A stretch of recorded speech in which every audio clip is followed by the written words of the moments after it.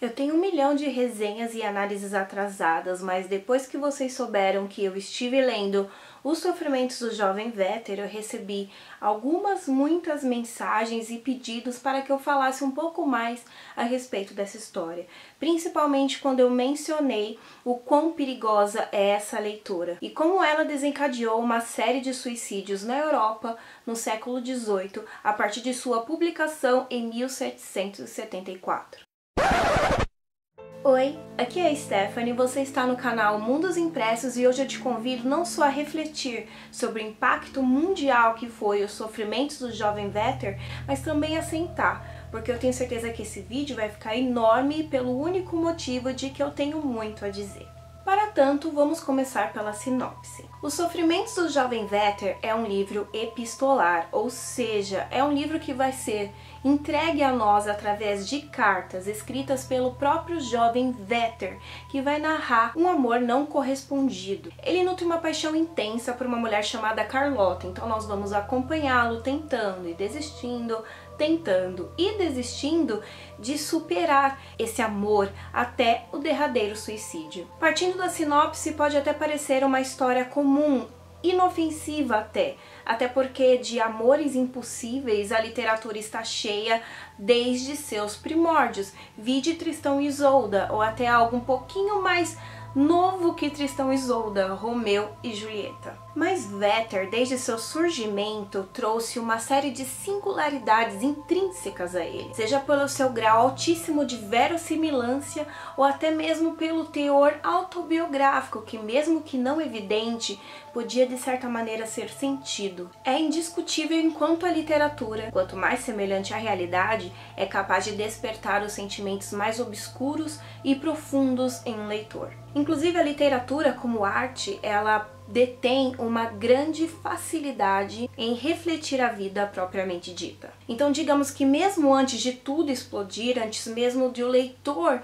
ele descobrir o suicídio no desfecho da obra, ele já pudesse sentir o quanto esse livro despertava sentimentos muito reais, muito concretos. Tanto que eu pessoalmente acredito que esse livro aqui marcaria história só pela sua estética literária, independente do que aconteceu ou não depois. Digo isso porque esse livrinho aqui marcou história dentro da própria literatura, dentro do próprio romantismo alemão, um movimento conhecido como Stundendrang, que pedia que suas produções fossem mais emotivas, mais sensíveis. Basicamente, esse movimento surgiu em contraponto à onda iluminista que se empunhava, exigindo que as pessoas fossem mais racionais. E, como a gente sabe, o romantismo nunca quis racionalizar nada, ele só queria sentir. Os Straumann, então, queriam isso a todo custo. Inclusive eu puxo uma palhinha para um trecho dessa obra que ilustra bem o que os escritores dessa época pensavam a respeito do racionalismo. Nessa minha edição está na página 53, mais para baixo da página. Contudo, digam o que disserem, a regra prejudica e perturba o sentimento da natureza e sua verdadeira manifestação. Ou seja, nas palavras do próprio Werther, tudo que tinha regra demais, tudo que tinha limites demais, destruía e limitava o próprio ser. Ainda que nessa breve pincelada dá para ver o quanto esse livro por si só, pela sua estética, pela sua narrativa, já marcaria história. Ainda mais porque a Alemanha vinha de um período muito pobre ao que diz respeito a uma arte mais sentimentalista. Justamente por conta de como a Reforma Luterana ainda assombrava a sua produção. Para vocês terem uma ideia, a Reforma Luterana ela surgiu no século XVI, exigindo que os homens passassem a refletir e racionalizar tudo que chegava até eles. E ainda no século XVIII, quando essa obra foi publicada, esse impacto foi tão profundo que ele continuava limitando as artes, principalmente aquelas que tinham um caráter mais emotivo, emocional. Tudo isso daria um vídeo só com essa perspectiva, mas como eu gosto muito de contextualizar vocês historicamente, eu precisava dar essa palhinha,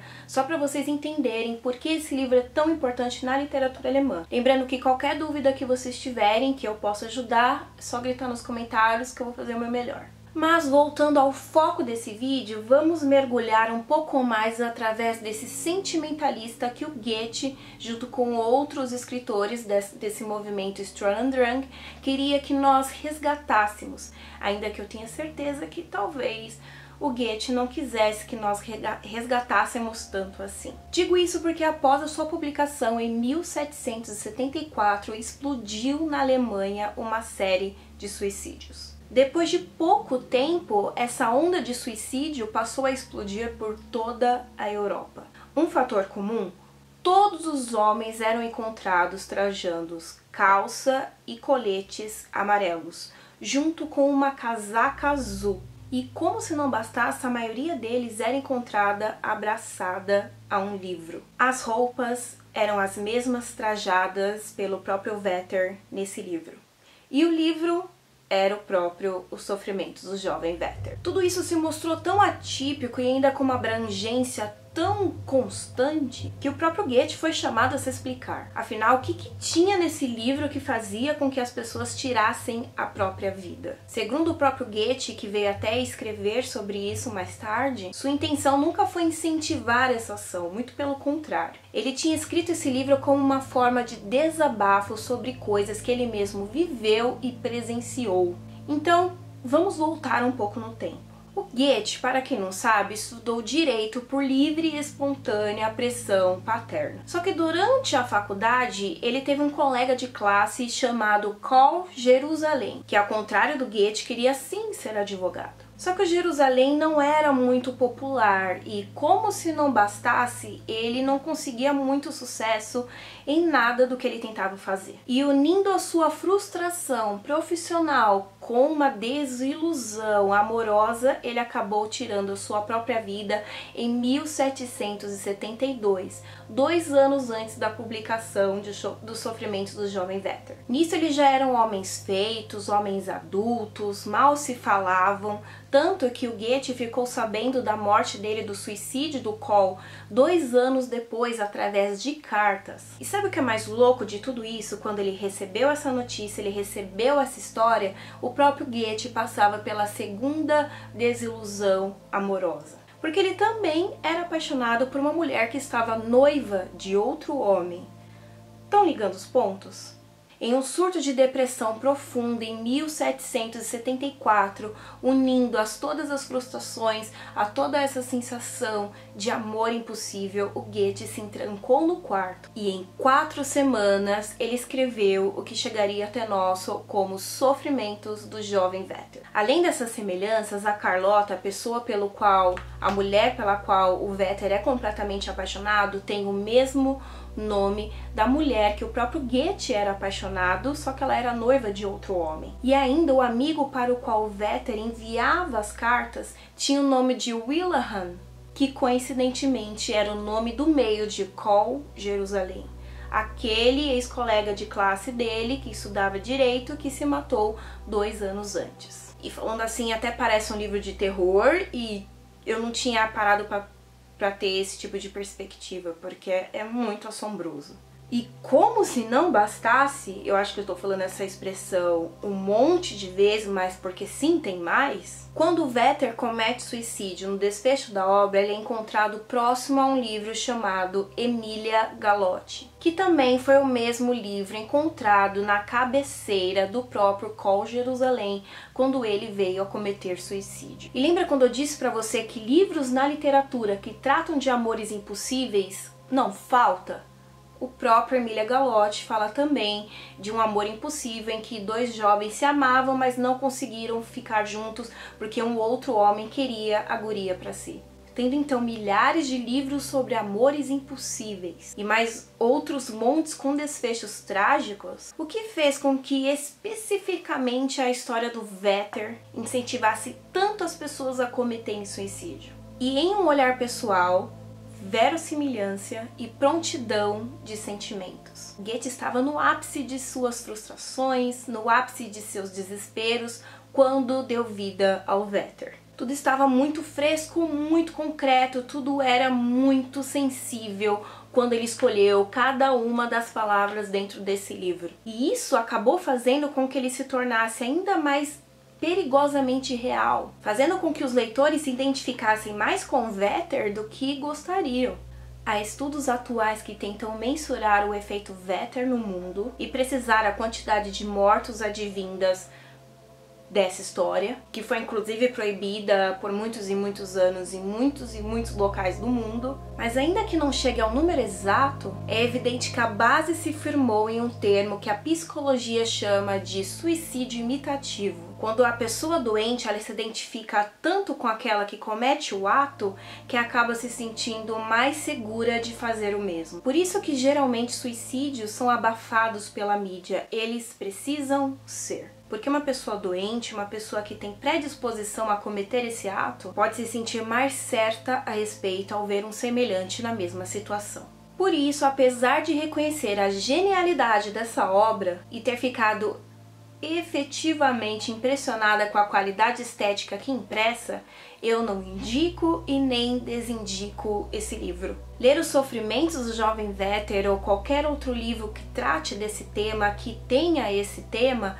tem que ser uma escolha que parta do próprio leitor, estando ou não vivendo uma desilusão amorosa, como é o caso aqui impresso. Por experiência própria, eu tenho depressão, eu tava em um momento muito bom dessa doença, e ao ler esse livro eu fiquei muito mal. Porque cada palavra aqui é muito intensa, muito sensível, muito real. Para vocês terem uma ideia, o ato sequer é descrito. Nós leitores encontramos o Vetter depois que ele comete o suicídio.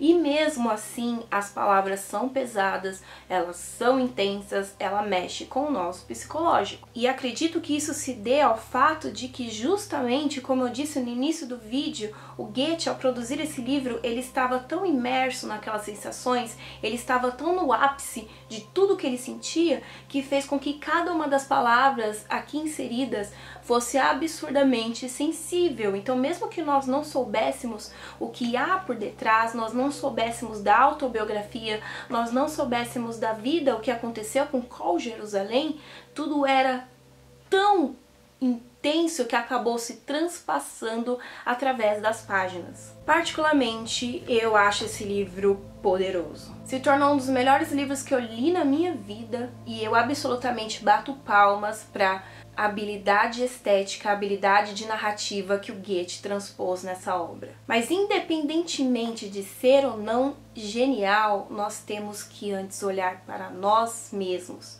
A gente tem que ver como é que a gente está antes de ler um livro desse. E caso não esteja bem, independente da leitura desse livro ou não, estou falando no geral, caso você não esteja bem, busque ajuda, porque as pessoas precisam compreender que há muita ajuda, sim. Você não está sozinho, nós não estamos sozinhos e tem muitas maneiras de conseguirmos apoio nesses momentos difíceis. Então, eu espero que de alguma maneira eu tenha elucidado para vocês o impacto desse livro na história, o quanto a decisão de lê-lo ou não tem que partir de você e não do fato de ele ser genial ou não, e que ainda assim eu tenha conseguido dar uma pincelada histórica sobre o quanto esse livro é importante na história da literatura.